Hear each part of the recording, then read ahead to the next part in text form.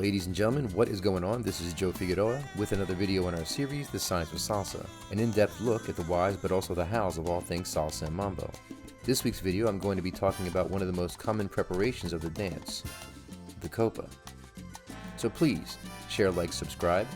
If you'd like to support the channel, we now have a link that you can click on in the description, but you better do it fast because we're starting right now.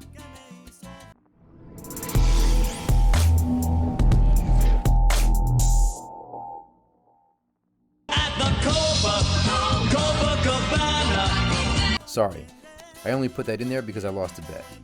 So as Manolo mentioned, this video is about the Copa. In the first Science of Salsa video I did for this channel, I chose prep steps. In that video I mentioned that of the 3 preps that exist, the Copa is the one that will change the dancer, whether lead or follow, from beginner to intermediate. Reason why is because it is the only prep step that changes the follow's direction before the movement. This requires understanding from both leads and follows. So I thought it would be helpful to do a video on a few different movements that can come from a Copa break. Now the industry standard for the Copa is an inside turn. I'll be showing that, but won't be breaking it down. So what the lead wants to do when starting the Copa break is to back break, or at least create the feel in the hands and bodies of back breaking, or hard breaking, giving the follow a stretch effect, which brings them to the middle in a more dynamic way than a normal basic. Once that is established, there is the changing of direction. This is usually done with the lead's hands, guiding the follow in different ways to face away from the lead. This generally manifests itself in the look of both dancers being in identical positions. See? Identical. That in itself is the Copa, the preparation. If you've been dancing more than 6 months, you've likely done a version of this. Now the movements. There are all sorts of different handholds that can be used to create these movements. What I'm showing here are just some options. I'll let you figure out those yourselves. Let's start with the fake. If you're ever in one of my workshops and you hear the term fake, that automatically means the steps are the same as a simple basic, for both the leads and the follows. So we're already in Copa position. Next, the lead would provide the follow with direction. At this point, the direction could either be back or forward. For the fake, we want to guide the follow forward. So the steps would look the same as a basic 5-6-7, or a basic 2-3-5 if you were dancing on 2. Leads, you have all back breaks here. I broke back for the preparation. While sending Sharonne forward on her left, I'm breaking back on my right to create the feel of us moving in opposite directions from each other, moving Sharonne down the line to where I began while I maintain the midpoint. Here is a variation of the fake, what I will call a hip fake. In this scenario, the lead would still do the same components done for any Copa prep, meeting at the midpoint as usual. The styled look of this is the prerogative of the follow. Look here how Sharonne extends her arms out to their respective sides, creating a T position. What the lead feels from Sharonne is pressure in both hands. This press in the hands helps Sharonne to tilt away from the lead. She's able to use that handhold to completely ignore me while she flirts with the camera.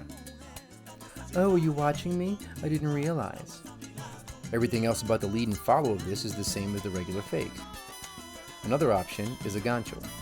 This happens in the midpoint immediately after the Copa prep, on the count of 4 if you were dancing on 1, on the and of 1 if you were dancing on 2. Here follows, the goal is to raise your left heel back, not so much your left knee forward or up. The idea is to have your left foot pass your right leg. The direction step follows, finishing the simple basic step footwork. Next I'll do the left hand turn, since the left begins uniformly as the fake. Now typically a left hand turn, in fact all these movements, can and would be accomplished with a simple basic step back for the follow. But the leads have just changed the partner's direction to face the same as the lead. That's the Copa break. Next, the lead would provide the direction step, just as we did in the previous ones. That forward direction step will be followed by the feel of a counterclockwise turn, same as the standard left hand turn or left turn on the spot for follows. The lead's footwork is a rock step in place, the same as a fake. There are many different ways for leads to accomplish a left hand turn for the follow. Here are a few examples. But you can see that even though the handholds are different, the footwork is always the same. Identical. The last two are similar to each other in the sense that the only change is going to be the direction, but both are difficult to lead or follow. The Copa to progressive. These still begin the same. Back or hard break for the lead, meeting the partner in the midpoint. Now in these situations, it's important for the lead to present themselves as an obstruction on the line. The follow needs to feel that they are bouncing off of the lead's hold and being sent back in the direction that they came from, similar to when pro wrestlers run towards the rope and then bounce off it, like it's helping to create momentum. I would suggest using your hand, arm, or body as a cushion for the follow. So the follow, now feeling that they are being sent back to their original position, still steps forward with their left for the direction step, but the lead immediately begins to turn the follow clockwise down the line that has been created. That completes the movement. Like I said before, there are many different options for the leads with handholds to accomplish this. Once you understand the bounce feel that I'm talking about, you can start to get creative with how you do it. But still, here are a few options for you. The cousin of this Copa to progressive is trickier. I refer to this in my classes as a Copa to back-led progressive. These names don't quite roll off the tongue, do they? Maybe I should try that Wu-Tang name generator. I'm going with it. Back break for the lead is still the same. Meeting at the midpoint, still the same. But instead of completely blocking the follow's path, the lead sidesteps slightly. This gives the follow another option, the line they were already moving down. In between the Copa prep and the direction step, the lead needs to both create the feeling of a pull to lead the follow back, but at the same time create the turn. See here how I cushion Sharonne at the Copa with my left hand at her shoulder, then push off from there as I'm pulling back with my right hand to create the turn. That's crucial. Follows notice how Sharonne is facing the same direction I am at the Copa and then waiting for information.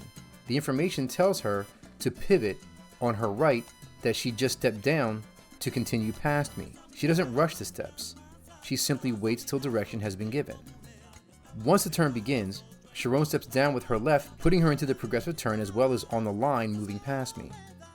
And that's how you do a Copa to expert lover. That's what it's called from now on, people! That's going to do it for me. Thank you all very much for watching. I hope you enjoyed the video. This content is for you to benefit from. So if you want to support the channel, you can click on the link in the description. I really appreciate all the feedback that you've given. Comments, likes, and even dislikes help me to provide you with the best content that I can. So like, comment, and sub. I'll see you in the next one. And remember, keep dancing.